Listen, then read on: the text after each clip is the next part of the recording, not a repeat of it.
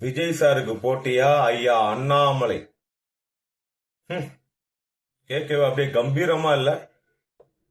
எல்லாராலையும் குறிப்பா பிஜேபி காரங்களால மாபெரும் அறிவாளி, ஆகச்சிறந்த புத்திசாலி அப்படின்னு பேர் எடுத்த ஐயா அண்ணாமலை அவர்கள் பாஜகவிலிருந்து வெளியே வந்து இப்ப தனி இயக்கம் தொடங்கி இருக்காரு. அடுத்த 5 வருஷத்துல அரசியல் களம் காண்டு ஆட்சியை பிடிக்க போறாரு. சிரிக்க கூடாது, சீரியஸா பேசுனீங்க. அவர் எவ்வளவு பெரிய அறிவாளி.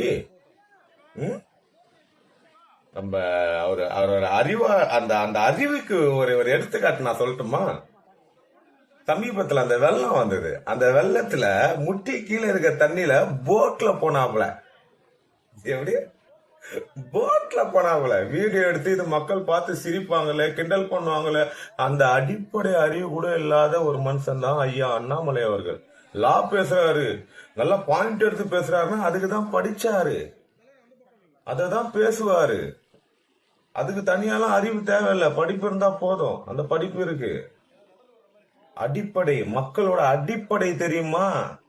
அவங்களுடைய தேவை புரியுமா? இதுதான் கேள்வி. யார் எடுத்துன்னு வந்து யாரு கூட போட்டி போடுறீங்க?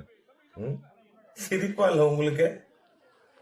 இந்த தமிழ்நாட்டு மண்ணுல 75 வருஷமா அசைக்கவே முடியாத ஆலமரத்தை வேரோட புடிங்கி ஓரமா வச்சுட்டு களத்துல நிக்கிற மனுஷன் தளபதி விஜய் அவர்கள். அவரு கூட போயிட்டு அண்ணாமலை ஐயோ தமாசு தமாசு. அதுலயும் அவர் பிஜேபில இருந்து வந்துட்டாராம். நம்பணுமா நாங்க? இங்க போனியே ஆகல, எதுவுமே பண்ண முடியலன்னு தெரிஞ்ச உடனே வேற ஒரு ட்ராக் எடுத்துன்னு வராங்க.